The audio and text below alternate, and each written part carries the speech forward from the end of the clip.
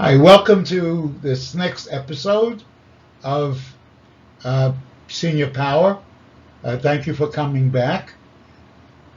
This episode is going to be about in this area of safety and security, and it's going to be in particular about scams. And this is just an introduction to that topic. Um, and I'm sure you're going to get a lot out of it. We entitled it sort of, I guess, in a semi-funny way, "We're out to get you," just to drive home the point. I will be giving the initial portion of this podcast, and then it will be followed by my partner and friend Mark, who is an expert in this area, and he will take you through the remainder of it. So as usual, if we have sort of a table of contents or an agenda, and let us take a look at the topics.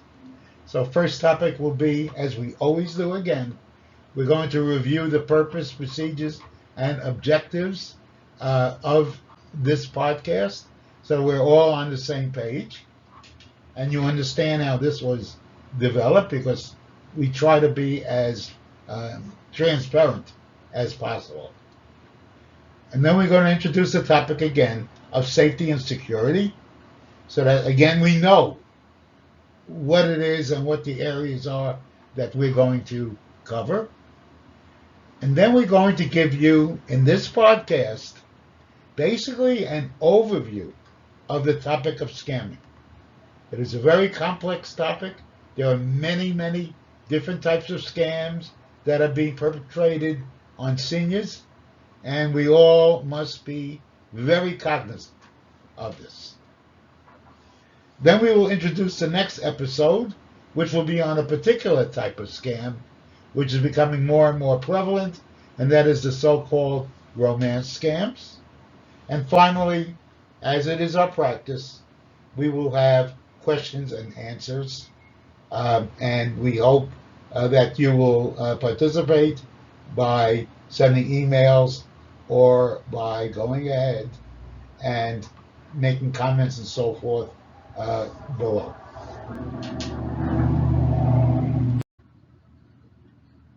I think it's important that we go through and just briefly introduce the members of our team and their ability to assist our community. Myself, I'm not going to spend much time. I've been a consultant for, I don't know, more than half a century, and a wide variety of clients. And I specialize in healthcare, in security, and related specialties. I am, believe me, very much a member of this community in terms of my age. And then, my email is joel@seniorpower.com. I hope to hear from you. Mark is another nerd. He'll get annoyed when I say that, but he is an expert in artificial intelligence. He belongs to this community because he's a caregiver, and he takes care of his 94-year-old mother. He has about 30 years experience, and you could see below here, he certainly is another nerd like myself, and he has a BA, has a Bachelor's of Science in Electrical Engineering and an MBA. That's pretty powerful, and his focus is directly in this area, which is privacy and security. And his is Mark at ourseniorpower.com. And then we have a special case. We call the special case Amy.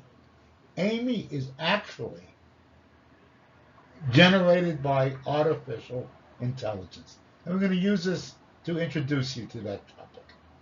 And we made up certainly, a biography for her. And it's a very strong biography, but it's realistic. and you will see how she will participate. And now that you know who we are, I think it's important to review why we even have this community. The purpose of the community, straightforward. Provide actionable information so you can make informed decisions. And finally, as a result, improve your overall quality of life. It's something that we all want to do. We know that times are changing, and there was a sort of a curse that was originally purported to be by a Chinese general, and that's a good story because it's not true. It was by this Sir Joseph Chamberlain, who was a member of Parliament in the UK. Okay. So what we're trying to do is support the complex needs of the seniors as well as the people who support you in your network. Everybody has questions and everybody can learn, including ourselves. We're going to only address critical and timely topics, and we are independent. We have no outside influencers, and we're going to keep it that way.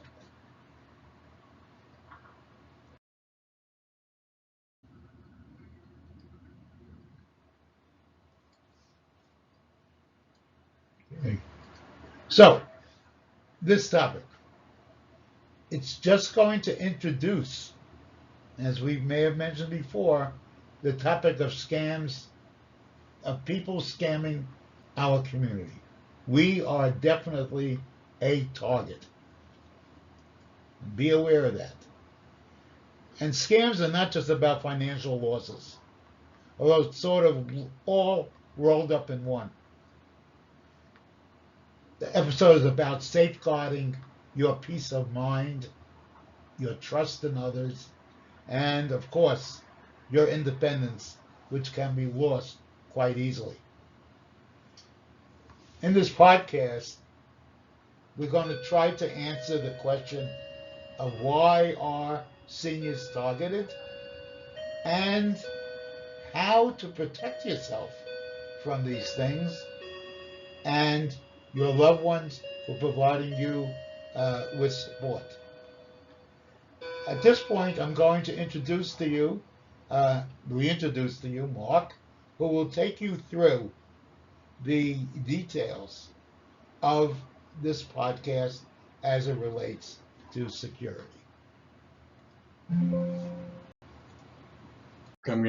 I am Mark. I'm going to continue our dialogue here in the podcast, and I'm going to go into a little bit more detail of some of the senior targeted scams. In particular, I come to the community from two perspectives. Number one, I'm the primary caretaker of my 93-year-old mother, so I'm very aware of many of the senior issues and active in trying to keep her safe and independent and continue to allow her to be vibrant and live the best life that she can. And number two, I'm not so far away from being eligible or being part of the senior community directly, or at least that's what the AARP keeps telling me as they try to recruit me, even now into the organization. So I also have expertise in cybersecurity and have helped many companies and individuals avoid scams like this and even more, business focused scams. But today I'll just bring that expertise focused on the scams that are directly relevant to the senior community. These are one of the primary ways of protecting yourself is to gain awareness, to be, knowledgeable and understand why the senior community is targeted. And number two, what are the primary scams and what are some of the things that you can look out for to continue to keep yourself safe? So these senior targeted scams, they're deliberate, they're very sophisticated, and they're deliberately targeted at the lifestyle and situation that older adults have. So that immediately builds some familiarity because their scams are deliberately targeted at our situation, as seniors and in the senior community. They're going to prey on seniors based on a handful of different things. First, our need for trust or our vulnerability of actually trusting people, and perhaps even growing up in a different area where trust was easier to take for granted. But in the digital age and with the internet, trust is something that you can't give away freely. You have to be very careful with your trust. We may be isolated and we may be seeking companionship and seeking interaction with others, and they take advantage of that isolation. They take advantage of that drive to connect with people and use that to their advantage. In particular, and one of the main focuses that I'll have with our podcast here is the unfamiliarity with modern technology, because it is very common for the senior community to not be as comfortable or familiar with some of the techniques or some of the things that are happening, in the digital age and in the internet age. And that lack of awareness or comfort is a vulnerability. So we want to educate you also in overall, awareness of artificial intelligence and capability, but overall awareness of what looks like a scam and what tools that they're using in the digital realm to trick you. And then finally, we're a target because we have access to retirement funds and, you know, um, income from retirement assets and et cetera that they're trying to gain access to. So, they know that there's a target there that has some potential payoff. Uh, the scams themselves can take a lot of different forms. So it could be phone calls, it could be emails, it could be texts, it could be internet-based activity, all with the goal of tricking you into giving them access to your money or to your accounts and taking advantage of that access. Our focus will lean a little bit heavier to the internet-based, scams that are out there, because those are a key source of vulnerability, and probably the most likely to come across you personally, and you need to be prepared for it. So let's dig a little bit deeper into some of these areas. First off, trust and politeness. They're going to exploit these because they know they're a vulnerability for us. A lot of us might have grown up in a different era where a handshake and being face to face and a friendly smile built trust immediately. In the internet and digital age, you have to just be a little bit more cautious of people and scrutinize them because it's not what it looks like. But they're seeking to exploit that trust, knowing that we may be more vulnerable to it. There's familiarity with technology, as we said before. Some of us are more tech savvy than others. What they're going to do is they're going to look for people who may not understand, you know, the technology and what it's capable of, and they're going to use that technology against us. That technology, number one, will give them access to information that will allow them to trick us more easily. They can see, things that might have happened in our lives. They can see activities that allow them to, breed a sense of trust simply because they know things that we wouldn't expect them to know. Uh, and they're gaining that access and that capability through some of the technology that they're exploiting. But they're also going to use the technology, things like phishing emails, where they're going to send unsolicited emails, and if you click on the link, they're going to catch you. They're going to defraud you by getting you into a fake website and trying to get you to enter your confidential information into the website so that they can then exploit that confidential information. They're also going to look for isolation. They're going to prey on our need to be social and interact with people, and that familiarity that they get by having access to information. So they'll strike up conversations. They'll pretend to care, but they'll also drop in information that we wouldn't expect a stranger or somebody who's not legitimate to have, but they've gained that information because of their technological savvy. And then finally, we are a vulnerable community because we have access to retirement funds. We may have Social Security checks. We may have Medicare. All of those are sources where if they can gain access to that, that is their payday. And they're going to target both the income and the assets based on that access. So imagine for a moment, for example, you get a call from someone claiming to be from Medicare. They sound very professional. They have the script down pat. They know your name. They may know your address. They may know your phone number. They may know your children, and they're going to use that ability to fill in a lot of details that we wouldn't expect a stranger or a scammer to have to gain trust and build it. And all they need is a particular set of numbers, in this case, Medicare number or your social security number or your passwords or whatever it is that they're trying to gain access to. And once they have that access, that allows them to continue their scam. All right, let's look at a couple of the common scams. I mean, these are all going to be nuanced because they're going to use different versions of them. The more they become, aware in the community that these scams are out there, the less likely they are to be successful. So we're going to take a look at the ones that are most common because that will equip you with the things to be aware of. Health insurance and Medicare, huge source of scams because basically what they're trying to do is file a claim on your behalf and get the health insurance or Medicare to pay that claim to them instead of to us. They're going to be fake representatives, or they're going to trick you into giving you information that you shouldn't otherwise give them under that guise, and that will enable them to then scam the system. And it may or may not be your money, it may be the insurance company's money, but either way, it's increasing your vulnerability and increasing the likelihood that you will have some, dire event or dire consequences. Medicare will never call you or ask for your number. I always say the same thing. One of the rules of thumb is the IRS never calls you.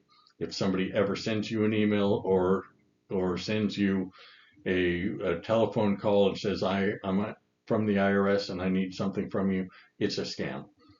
Anything that coming from or direct with the IRS is going to come in the form of a mail or you logging into a secure portal. So those are the types of things you want to be prepared for. Then we look at the grandparent scam. This is a big one. This, preys on our caring for our loved ones. They're going to pretend to be your grandchild or someone acting on the grandchild's behalf and claim that there's some reason that they need, some funds or they need to get access to something urgently. So they're playing on a couple things: are caring for others, but also that sense of urgency. And they're going to be very sophisticated. I had a colleague of mine have their child was in an accident, and because there was a police report filed in the traffic accident, they then got a call about a week and a half later that said, your child's been in another accident and you need to come help us right away to get, address the situation. And of course, they only knew because of the first accident because the public record, and they're very sophisticated. They gain access to this information and then they use it against us. Tech support scams, once again, that's preying on the vulnerability or lack of awareness. You'll get a pop-up message or a phone call claiming that there's something wrong with your computer and that you need to either click on a link or you need to send them money in some capacity. Either one of those is going to have dire consequences for you. Just don't respond to it. You can ask the loved ones around you who are more technologically savvy for help, and that will help you. I always tell my mom the consequences of responding to this is much, much higher than the consequences if it was actually accurate. If you actually had something wrong with your computer or had something in a virus, those consequences are less likely to be big trouble for you than if you actually respond to the scam of this fake information. Lottery and sweepstakes scams. This one's kind of relates to a broader picture. Is you've won something, but you need to claim it and you need to pay something or you need to cash up money. Nobody wants money in advance in exchange for giving you a broader set of money or more money. Somebody who's in a dire situation that comes asking you for money or claiming that you either get an unrealistic return on investment or that you've won something but you have to give money first. Again, that's a clear indication of a scam. And similar to the investment scams, anything look for it. If it's too good to be true, it probably is too good to be true, and they're simply looking to take advantage of you and your situation.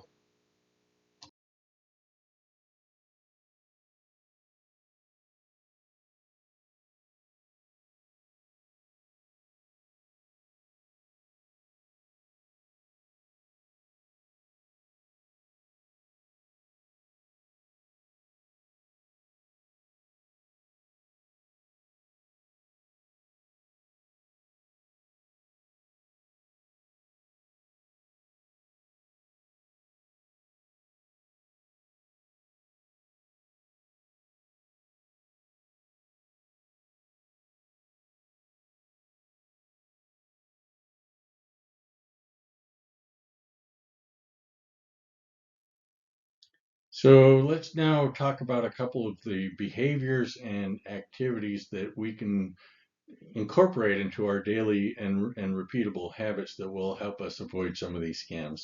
Be prepared for these things and respond in a certain way that makes us less vulnerable and less likely to be a victim.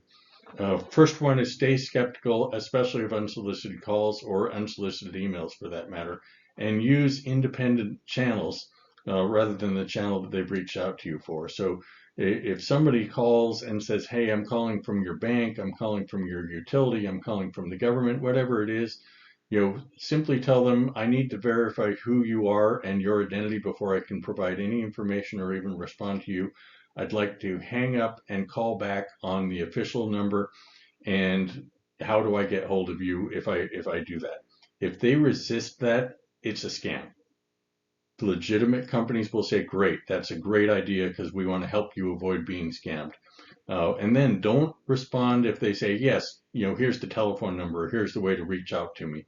Actually go to your bank's website, go to the government's website, go to whoever's calling you, go to the official number and call in there, and then respond to whatever issue or challenge that they're trying to pretend is out there. Don't be rushed. Urgency is one of the scammers' primary tools. Simply ignore it. Simply act methodically. Guarantee that you are less likely to have a problem by ignoring the urgency than you are if you respond to the urgency. Even if something is wrong, you need to just moderate that sense of urgency, act deliberately, but act prudently. Use caller ID and call blocking. All of the tools at your disposal will allow you to do this if you have an iPhone or some other type of phone.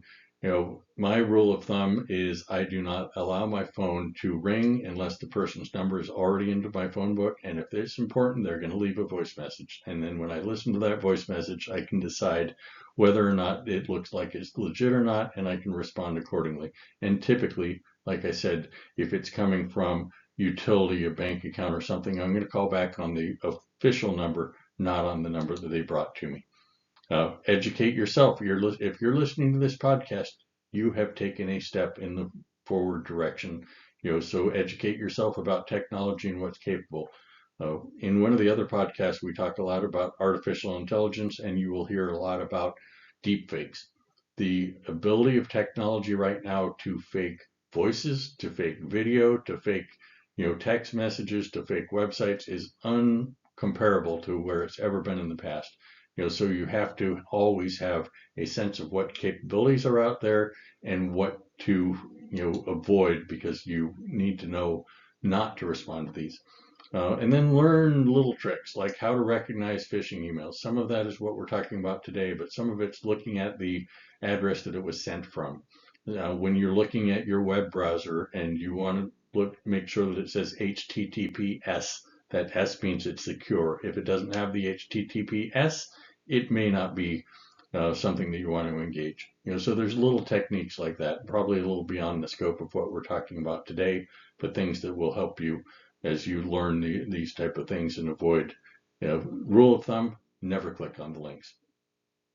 You get an advertisement for a product, you like it, okay, go to your browser, go to Amazon, search for it on Google, find it independently, never click on it from the email.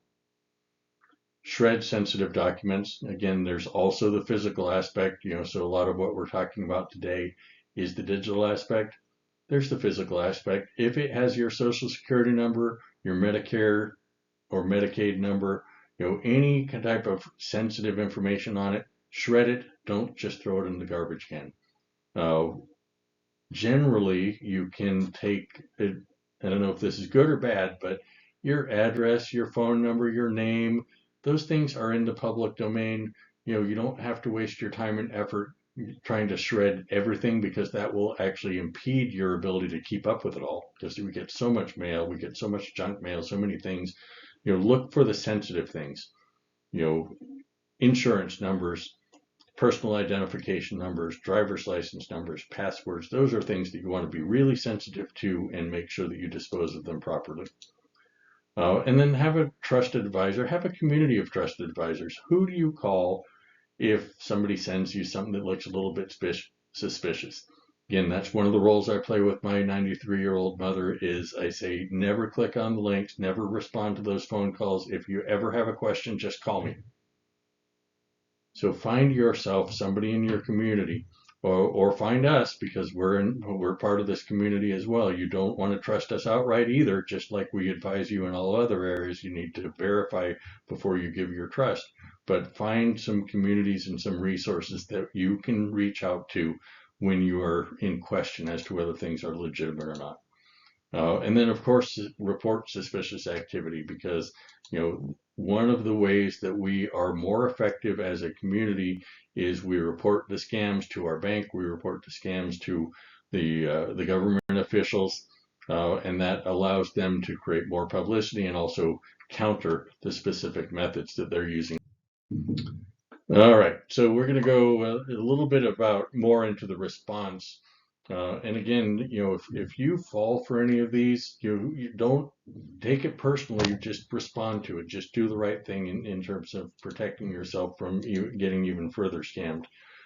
First rule of thumb is if somebody reaches out to you and you suspect that it's a scam or you are confirmed that it's a scam, stop communicating with them. You don't want to be interactive with somebody who's out to scam you. Don't play games with them. Don't, continue the interaction. Just stop. Hang up your phone, delete the email, block their numbers, block their email. You can block their email by marking it as spam in your email box. You can, block the number on your telephone with a couple of settings. Again, if you need help with these, reach out to somebody who is more technical than you that can set up these rules of thumb. But the one thing you want to avoid is continuing to interact with them because they're going to continue to dig deep. They're going to continue to find some piece of information that will compromise you. Another key element here is to secure your accounts. So, if you've sent sensitive information, call your bank immediately. Uh, Call your credit card immediately. Call the credit card bureaus, your credit bureaus that manage your credit score. Personally, I always have my credit score frozen. There's no reason for you to not freeze your credit account on a regular basis so that somebody can't open up a new credit in your name and build up some fake loans or fake sources of accounts that you ultimately are potentially accountable for. It's very easy. All of the credit bureaus will allow you to freeze your credit report so that somebody can't pull that credit report and therefore can't open up credit in your name. In terms of securing your accounts, one, obviously, if you've been compromised, you want to, take some action and call people that can help you kind of secure what's already been out there. But there's other elements where, we want to be prepared in advance. I've already talked about securing support, but I want to talk a minute or two about secure passwords because virtually everything we do if we're doing something online is going to involve a password. The first rule of thumb is that you need to have a different or unique password in every one of your different accounts. I know that's difficult to do. I know it's painful, but you need to do it because if they compromise one password and they're the same, they'll then use that to gain access to other ones. And they might go after an account that's relatively low impact. It might be your Netflix account or some, online app that you've created your password for. And they'll go after that account so they can get the username and password, and then they'll try that username and password combination in very sensitive accounts like your bank account, your credit card accounts, your medical accounts. So be sure to have unique passwords for everyone and also have complex passwords. You can't simply have something like football or retirement 123 or they are very much and very capable of guessing all the typical routine passwords. If your uh, application or tool allows it, use very long passwords. Use a sentence that means something specifically to you. Uh, and if it allows you to use 100 characters, use 100 characters. I like the color blue, and then some number that makes sense to you. Is it much better password than something that's short or a simple word. I also advocate something called a password manager. There's a lot of software tools out there where you have to have one main password, and then it will generate unique and complex passwords for all of your other sites. Obviously, that has its own vulnerability to it, because if they can gain access to that one main password, they could compromise much broader things. But generally, these tools have proven to be very secure from an internet security standpoint. They can't access that system by brute force or technological means. So their primary means of accessing is actually getting you to be tricked into giving them your password. But once you have that password manager, all of your other sites can store their passwords in that password manager, so they can be complex, they can be unique, and you only need to remember that one primary password and protect it with all the techniques that we've talked about before. You will probably need somebody to help you get that set up and teach you how to use it, but it's a fantastic tool for doing all of the things that I talk about on secure passwords. The second one, again, getting a little bit technical here, but it's very important because these are some of the biggest and best tools for keeping you secure and keeping your account secure, is two-factor authentication. I know it sounds really complex. You've probably already had some experience with it. When you have more, sensitive accounts that have some vulnerability to them, you're going to set them up so that it sends you a text message with a number in it, that you have to put in that number into the system before it will do it. So now you're protected by what they call two factors. Number one is your username and password. And number two is that number that comes from a separate source. It comes from your text message, or there's something called an authentication application, a little beyond the scope of what we'll talk about here. But that second source is very difficult for somebody who's a scammer to get to. Once you do have that two-factor authentication set up, and you'll see this in the messaging that you get from the text messages from the banks and the like, you never want to give that number, that specific number, to somebody outside beyond it. You only want to use it in the window and in the application that is asking for it. You never want somebody else to ask for that number.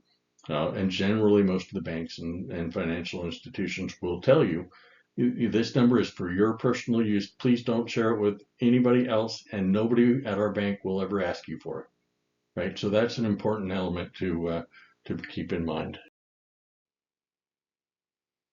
All right, so we're going to cover one more thing as we continue this message of keeping ourselves and our community safe, and then we'll wrap up for the day with this podcast. So one of the things that I want to share is just being part of this community itself, is that we all have a shared responsibility for helping each other, because that's going to keep us all more safe. So let's look at the broader community and focus on prevention at a community level, but also awareness at the community level. So the things that we learned today, share them with your friends and ask them to share what their experience has been as well, with your friends, your family, your neighbors. If you share it with your friends or direct them to this podcast for them to learn themselves, they become more aware, you become more aware, and the community becomes safer. Encourage people in your network and people in your community to talk openly about the scams that they've come across. And they may be vulnerable if they've been scammed themselves. So you need to create that environment that they're willing to share. Don't judge. Don't hold them accountable for being a victim. But at the same level, that allows everybody to be more conscious and aware of what's out there, and to help avoid it. Continue down the path that you are simply by watching this podcast. Look at workshops, look at websites, become educated, and sustain that education. Because as we work together, we create a more robust environment that it makes it more difficult for the scammers to be successful. All right, so that is the end of our discussion for today on internet safety and avoiding scams. If you'd like to know more, please visit our website at the URL addressed here, ourseniorpower.com, and you can find this video and several other videos that we produce that are posted on YouTube at youtube.com/@seniorpower101. See you soon. Thanks.